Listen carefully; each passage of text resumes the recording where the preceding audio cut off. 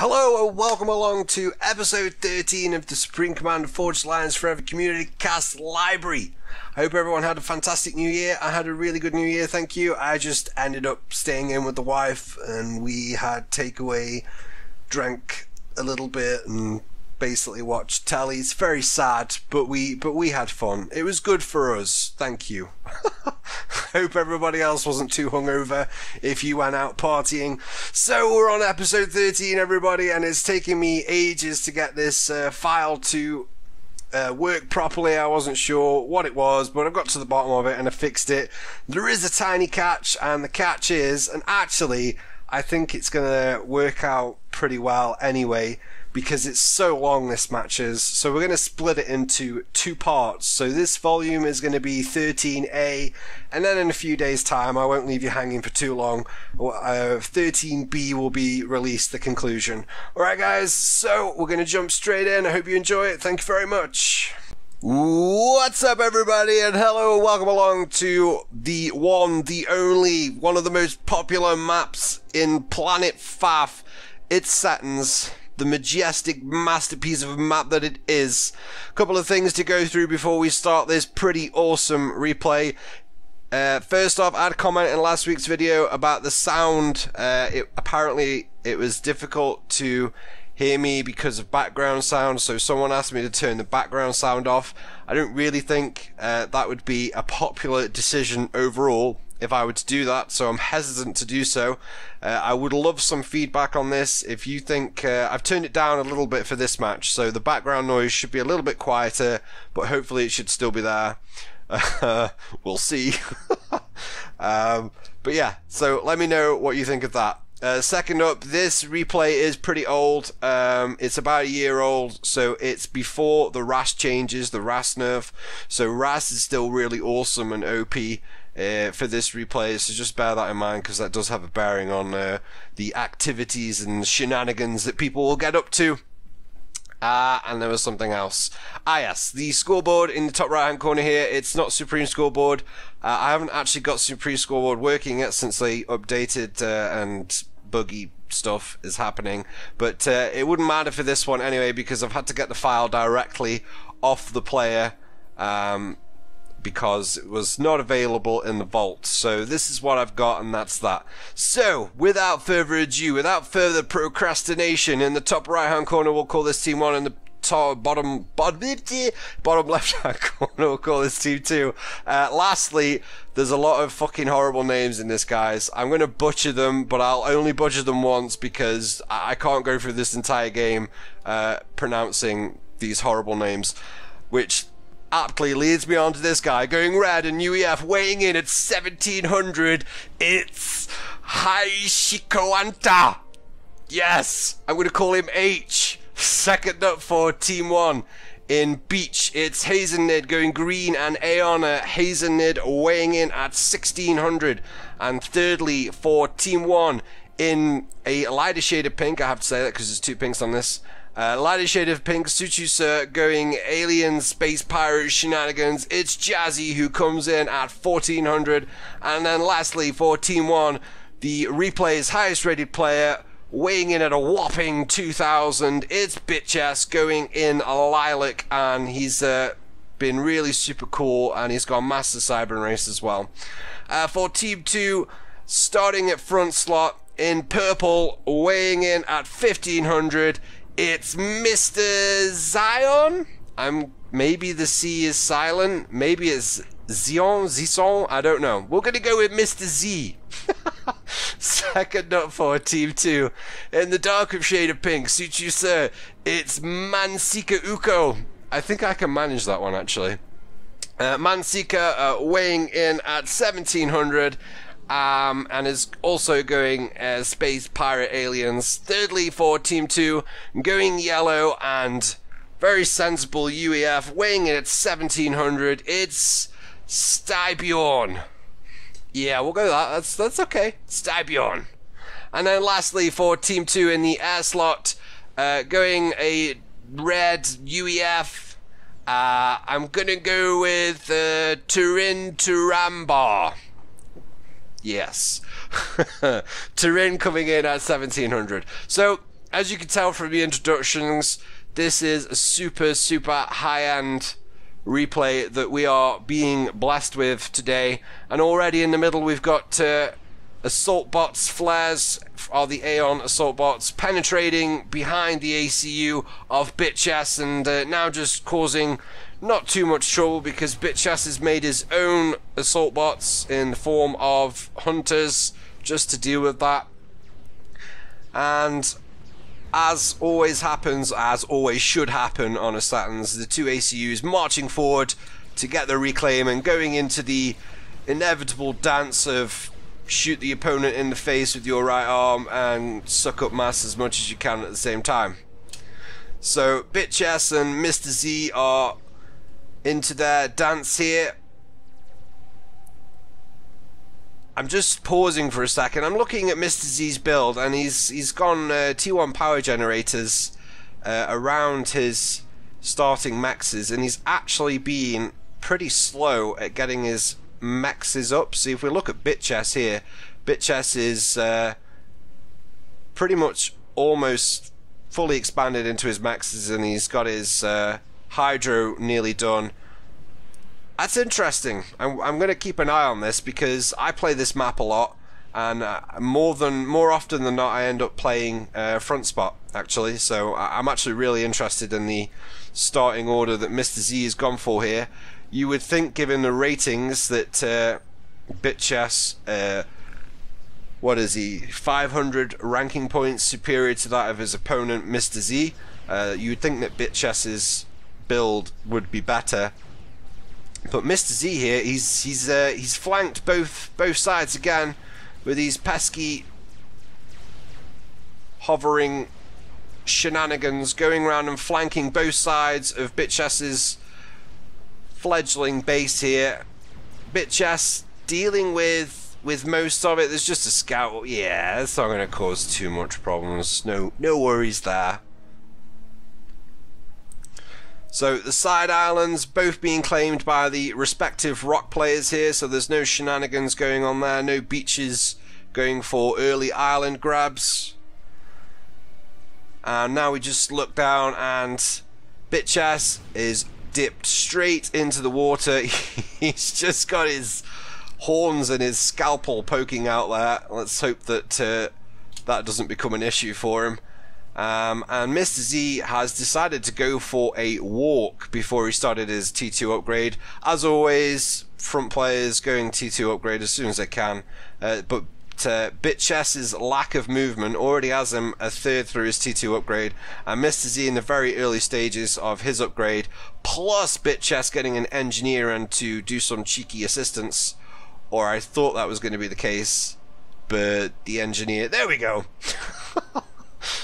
So Bitchess's T2 upgrade is going to finish before MrZcion's, and the air player now turinturambar for Team 2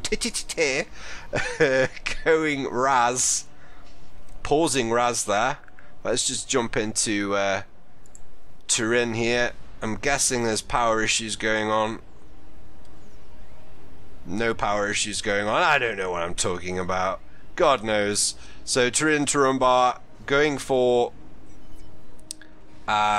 his RAS upgrade, and his mirror H, remember we're shortening his name, H up here has also started his RAS. Observer, thank you. Pretty early on in his RAS there. So the air players ecoing up pretty spectacularly. And over on the rock for Team 2, MansikkaUkko is yet to get any navy going. I've usually got a navy factory up by now if I'm playing rock. However, I suck. This guy doesn't. That's pretty much all I've got to say about that. And as always on this map, that should be the case, the navy players, rock and beach, making T1 air for their respective teams. And we actually see a drop coming in from Mansikka here. He's looking to penetrate the area of Team 1, and haezenid has scrambled some T1 interceptors, and he sees the transport there, and a little bit lethargic with the drop there. Mansikka maybe a little bit indecisive where he wanted to drop. There wasn't actually too much on the transport, but haezenid mopping that up, intercepting with his interceptors, and there's a nice bit of reclaim there that haezenid is going to go nom nom nom nom nom nom. And let's check in on shenanigans in the middle, and Bitchess has got a T1 point defense up, just peppering the ACU of MrZcion as he leaves the water and makes it back to his front line. And actually the land grab here from Bitchess, he has walked across the kind of stick of the map, he is in enemy territory. Bitchess staking down a claim here, going straight into a Cerberus turret, very very good for taking out T1 spam, and that Cerberus turret is going to make it pretty difficult for Bitchess to, sorry, for MrZcion to hold on to where he wants to draw his front line. But actually MrZcion here going into an Oblivion turret, and that's preventing Bitchess from getting his second Cerberus turret up. And Bitchess, is he withdrawing to water? He's kind of walking around in a circle right now like, I haven't got a fucking clue what to do. Can't say that when we were 2000. And there goes the Cerberus turret, well, nearly.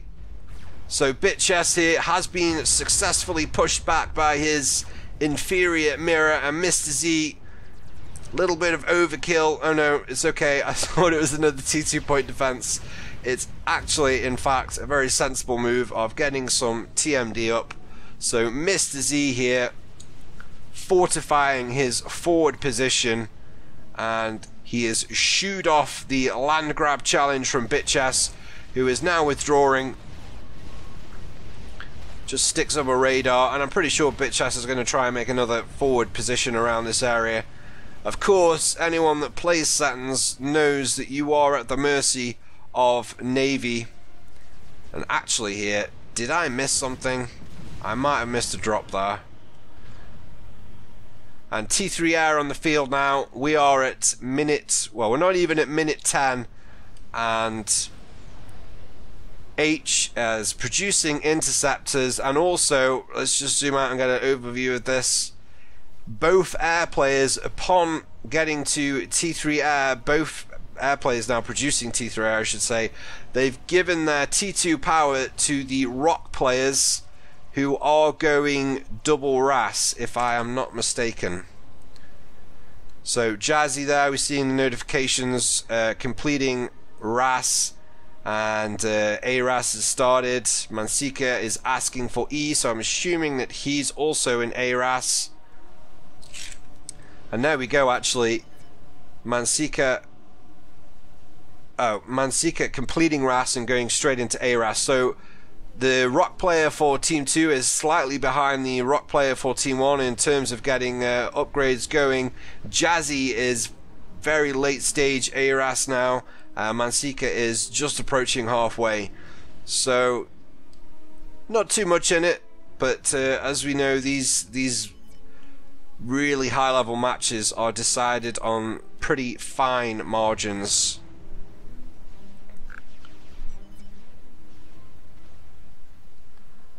And we've just got a T1. I'm waiting to see what Mansikka does with this T1 bomber. Can you do something with this bomber, please? And we've got a frigate out here. It's a lonely frigate that wants to take on the world. He's making a beeline for the naval area of haezenid.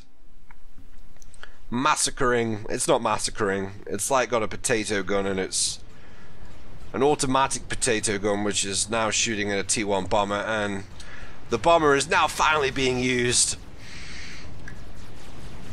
and it's been stunned, and that's probably not going to last for much longer. Over on the south pond, we've got a pesky T1 sub out from Styrbjorn, and only frigates out from Jazzi in the early stages of this game. So those don't you love it when you make subs and your mirror makes frigates? It's funny. It's funny because you can chase them and they can't do anything. But Styrbjorn obviously sensibly is elsewhere with this micro right now. And actually in mid here, T2 Navy out from Bitchess, who's decided to jump into the south pond and help out his rock player in Navy. That is interesting.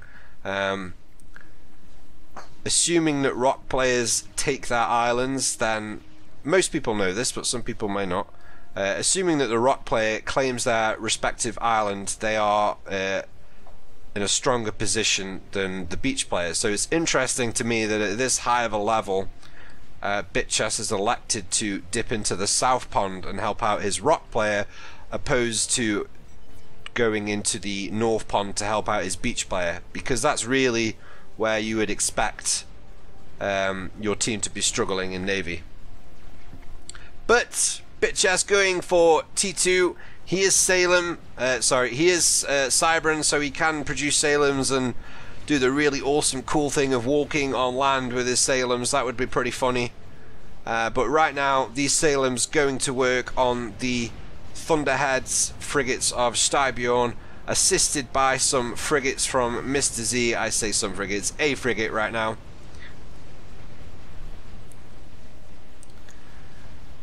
So Navy here looks like already going to go in the way of Team 1 in the south pond. In the north pond, however, Team 2 maybe not faring better, but definitely being more aggressive. Mansikka here shoving some frigates directly down the throat of haezenid, prioritizing the build power on haezenid's factories.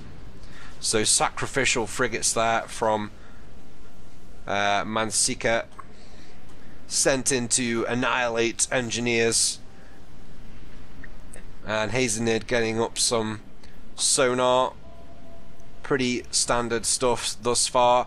Mansikka actually electing to do his naval thing off of his island. You don't see that too often. I tend to cliff build off the edge here into this part of the water, but I suck. And haezenid actually completing T3 as well. So let's just take a quick recap on people's upgrades. So we've got haezenid doing T3, I just alluded to. And is Jazzi now going T3? Jazzi was T2. Nope, Jazzi is sticking at T2 for now. Let's take a quick look at the eco charts. I can't stack this and organize it, I just have to go through it. So top of the charts right now on an income of 282 mass per tick is MansikkaUkko. That's just dipping down to 279 now back up to 284. In second place, it is a Team 1 player, haezenid, with a mass income of 244. That's pretty impressive considering it's the beach player. In third place, who's in third place? It's Jazzi with a mass income of 215 per tick. So Team 2 with the top eco player right now, but Team 1 with the remaining 2 of the top 3 in terms of mass. And we see Jazzi here, he's got a lot of T1 naval factories queued up here. Also with T2 naval assistance in the form of sailors from Bitchess. This south pond is already looking ominous for Team 2. And in terms of the air game right now, turinturambar's ASF just sat there on the ground. We've got H's ASF circling around in the south pond, and turinturambar is sending in T2 bombers to try and stem the tide of this naval battle, and the ASF of Team 1 and 2 now just circling menacingly off each other, waiting, trying to time that micro to get in behind the other. And now turinturambar's moving in his ASF, and as they turn away, H's ASF get in the turn, and they are in behind turinturambar's ASF. Fantastic little micro there by H, getting in behind his mirror's ASF, and look at the ASF die. It's like free ka-ching ka-ching all the way through. and the lighter shade of red absolutely annihilating the ASF count of turinturambar there, and you know, settling for a good day's work and heading back out to sea to just protect the navy of his team. And turinturambar now with his ASF back over his core base. That's a lot of build power that turinturambar's got on his factory there, his only factory, I should mention as well. Little comment there from turinturambar. Fuck my life. No doubt in response to his being had by his mirror. But turinturambar here electing just to go with the 1 T3 factory with a lot of build power around it, and actually H is doing the exact same thing with probably even more build power around his factory. And the battle in the South Navy continues to rage. Styrbjorn putting up a solid defense, and MrZcion now has also got some naval presence starting to generate. It's not really too much, it's nothing compared to what Bitchess has got going, and it seems to me a bit of a token effort there from MrZcion to help South Navy out. MrZcion content with trying to fortify his forward base. He's got some T2 arty up here, but Bitchess doesn't look too concerned with defending anything right now. His ACU is in the water heading towards his naval yards, so MrZcion here, I would consider that an opportunity. There's not too much there holding the fort down for Bitchess right now, and what units Bitchess does have in terms of navy is forward applying pressure onto the units of Styrbjorn. And we see Jazzi continuing this line of T1 naval factories, and they are just spamming frigates.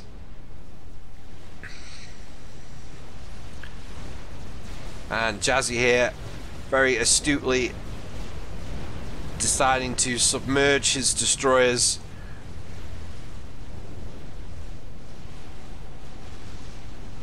And Styrbjorn is in all sorts of trouble here in the South Navy.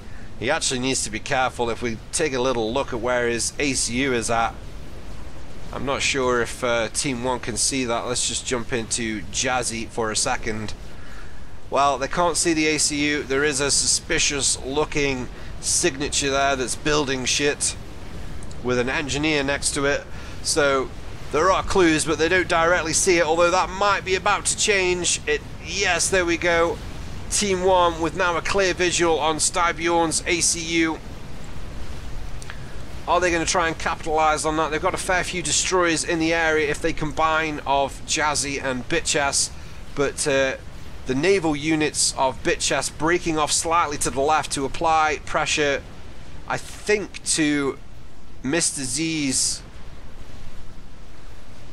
naval yard, but not too much going, and an attack ping going out on Styrbjorn's ACU there just a few seconds ago, so someone broadcasting that they've seen the ACU, and now we see shields moving in from MrZcion trying to protect the tsunami build. Styrbjorn trying to get some UEF T2 torpedo launchers online to try and counter this push from the sinking, submerging destroyers. And Bitchess is continuing to push MrZcion out of the South Navy, and that token effort from MrZcion not really going to be particularly effective. So if we look in mid right now, MrZcion with an opportunity to push. He's not really taking it. There's been no onus on getting some T3 land going. We are at minute 21 now. You would think a 1500 rated player who has had no pressure applied to him would be at T3 land now, applying pressure on his mirror, Bitchess, in the middle. And if he doesn't do something soon, this loss of South Navy is inevitably going to result in MrZcion losing his forward base here. Although that may be a little bit premature right now. It may not be a bit premature right now, because just look at the amount of shit that Bitchess and Jazzi have got going on in this South Pond. And Styrbjorn still forward with his ACU, and MrZcion still packing in some asylums, parashield kind of thing, T2 land hovery parashields, either protecting the anti-air or the tsunami torpedo launchers. Let's look at the mass field now in this naval area in the South Pond. There's a lot of cheese there. I'm actually pretty impressed with Styrbjorn's defense here. Just as we see, just to add insult to injury, H now throwing some torpedo bombers at destroyers of Styrbjorn. I was just wondering if he was going to go for the ACU there, but electing not to, considering that the attack ping went out on Styrbjorn's comm earlier. I'm surprised H didn't elect to maybe stash a few more torpedo bombers and apply some real pressure to Styrbjorn's ACU. Styrbjorn's defense right now seems pretty much dependent on the survival of these tsunami torpedo launchers, in hand with the protection afforded to them by the mobile shields. So applying pressure to Styrbjorn's ACU would definitely expedite Team 1's success in the South Pond here. But I don't think it's going to take too much longer. And let's just check in at the north side, and we have a little bit different than what's going on in the South Pond. We have lots of T1 spam sprinkled in with some solid T2 spam. In the top pond between Mansikka and Haezenid, we have full-blown battleship engagements here going on, and Mansikka also with the tremendous acumen of getting some T1 engineer drops. We got reclaiming going on, we got more spam production going up. Haezenid is nipping in and trying to get that shit killed before it has a chance to get going. Mansikka also electing to spam Zuis just to offer some more meat for the grinder, really, and Haezenid doing similar tactics, but instead of Zuis, we've got mobile shield generators going around.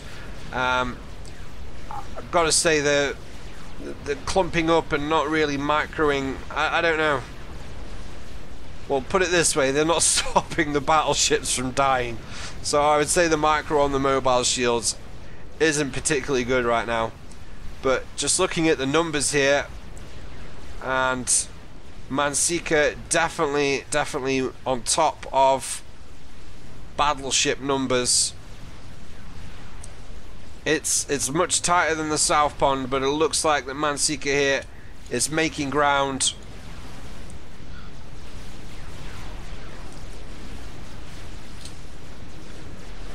And in both ponds now we have got utter carnage, and Styrbjorn is still clinging on in the South Pond. This is really impressive stuff from Styrbjorn. Those tsunami torpedo launchers with the protection of those parashields that we alluded to earlier, doing the job of holding back the combined might of Bitchess and Jazzi. And Bitchess and Jazzi now content just to send forward sacrificial engineers with a lifelong mission to reclaim naval wrecks, and Styrbjorn still with his ACU in the water, and he's stopped building tsunami launchers for the time being. And Styrbjorn now at T3 Navy and going straight into a Neptune.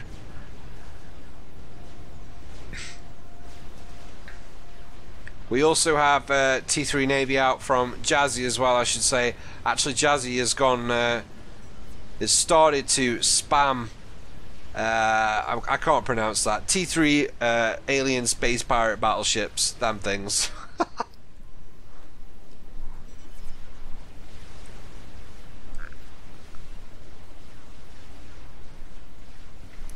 And now, I said it might happen earlier, and Bitchess has turned his attention to the forward base of MrZcion, and MrZcion has been in the process of getting a GC online. I don't think that's going to be in time. Obviously, a reasonable move there from MrZcion. Get a GC up, send it straight down the middle while the naval engagement's going on, and try and fuck up his mirror. But it's not working out that way. Bitchess turning his attention to the forward base here. MrZcion's ACU is surely going to have to relocate soon. We've now got battleships from Jazzi moving in to offer their broadsides to the cause. And hello, counter push from Styrbjorn. Well, I definitely wouldn't be considering that action. But Styrbjorn here, not going to sit back and try and rebuild some form of a navy. He is pushing forward with what he's got. He's going to try and thin out these frigates of Jazzi and probably these 4 factories of Jazzi as well. There's one of Bitchess's there, but that's just making engineers for the reclaim job. And almost as fast as he's pushed them forward, Styrbjorn starting to pull back the navy. Yeah, maybe I shouldn't have pushed forward with nothing. And Styrbjorn's T3 sonar there, taking a broadside from a battleship and living to tell the tale. What is not looking like it's going to live to tell the tale is MrZcion's forward base. He's trying to dig in. To be fair to MrZcion, he's not vacating his forward position without a say-so in the matter, but looking, he can't see, I guess, can he? Well, what can MrZcion see? Well, he can see. Well, if I could see that off the side of my... If that was the view of the side of my beach, I would be quickly vacating my forward base. That's all I'm saying. But MrZcion, he's better than me, you know? Okay. He's spammed up some shields here, T2 shields, and only now is MrZcion starting to see the writing on the wall. The shields are starting to fail. They're starting to go down. And MrZcion needs to be getting his skates on right now, because the range on those battleships. Can Jazzi see MrZcion's ACU? Fortunately for MrZcion, they cannot. And, well, they can there. They got a glimpse of him, but that might just be out of range by now. So MrZcion there, perhaps a little bit fortuitous to be walking out of his forward base alive there, but the forward base is no longer such and is going up in a big pile of smoke.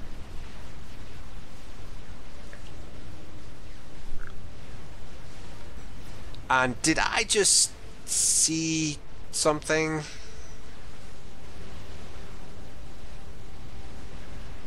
I'm just checking the notifications here. Turinturambar is going tele upgrade. Turinturambar has completed teleporter upgrade and is teleporting. Turinturambar here. Is he going to go for the back here? I've seen it a few times on this map. You go in here, you get like stealth up, and then you get like TML, and then you kill this guy, and it's really fucking funny because this guy's got no radar or TMD. That could be so much fun. What the fuck? Turinturambar teleporting directly next to haezenid's ACU and has gone into making T1 point defense, and that has got to be the dumbest fucking thing that I've ever seen a 1700 do in this fantastic game of ours.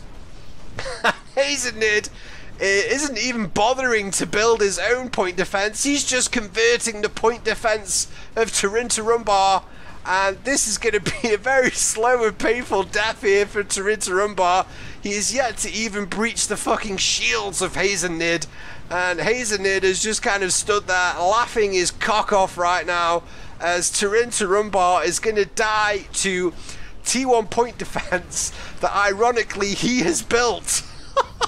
turinturambar with an absolutely moronic decision,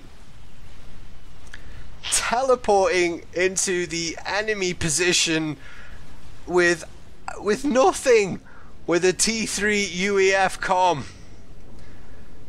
I bet haezenid couldn't believe his luck when he saw that. So MansikkaUkko inheriting the base of turinturambar here, and I think what's happened here is that MansikkaUkko has actually, Mansikka has hit the new unit cap of 1,333 units. So Styrbjorn has inherited the excess engineers and T3 power generator there. I really can't believe that that's just happened. Wow.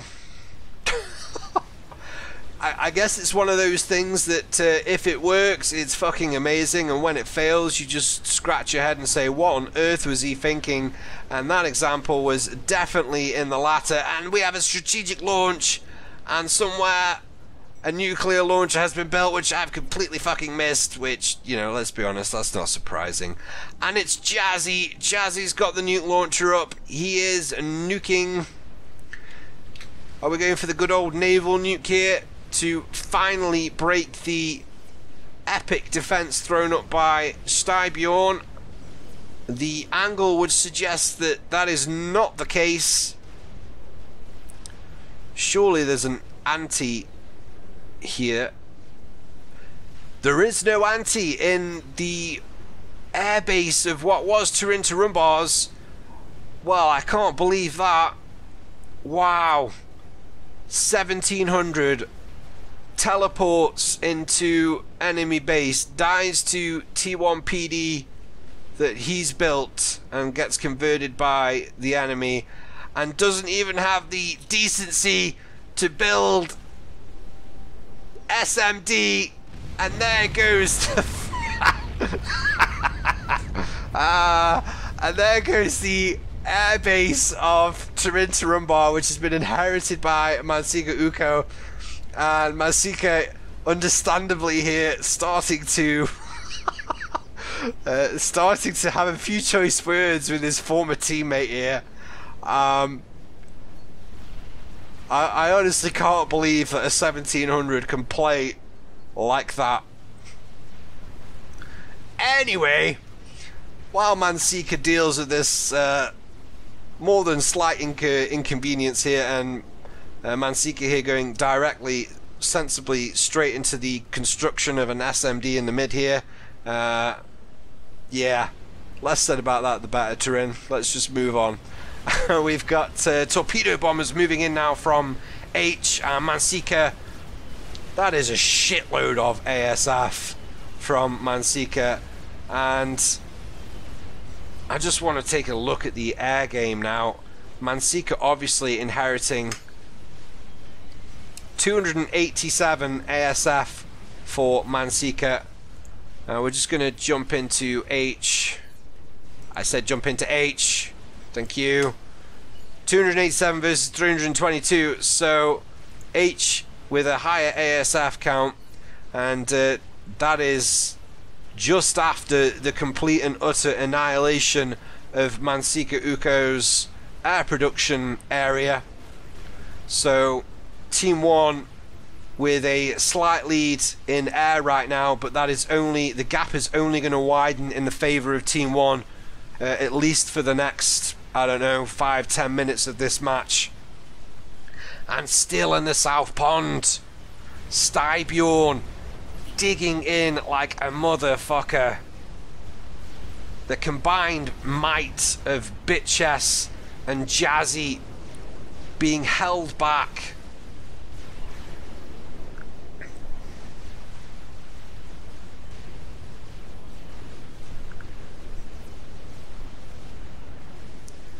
And in the top pond,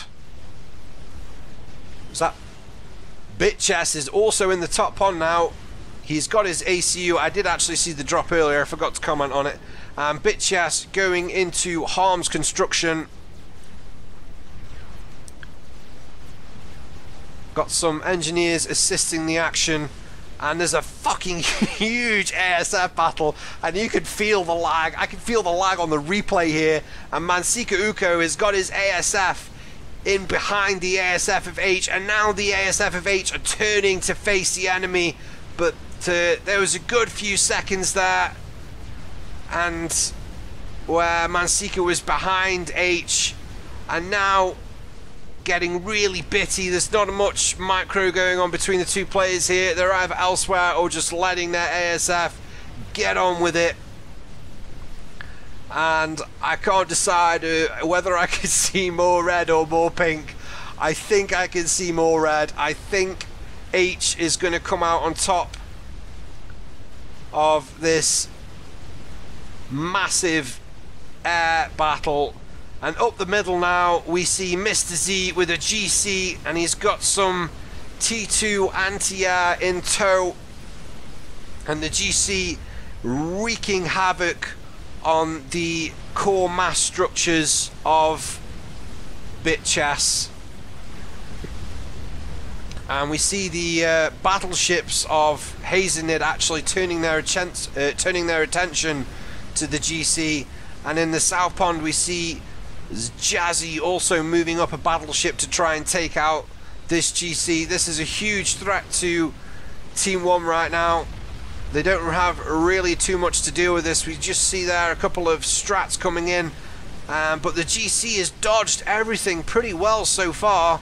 It's not taken too much damage, and it's heading straight for the base of haezenid. Both haezenid and Bitchess with their ACUs just off the coastal area of where this GC is heading to. Bitchess has actually stopped making harms, and he's gone into getting a spider bot going. Okay guys, this is where we're going to wrap up part A of volume 13. Please tune in a couple of days for the conclusion, and if you enjoy the content, please don't forget to give me a thumbs up and subscribe, leave comments, all the good and useful helpful stuff. Take care.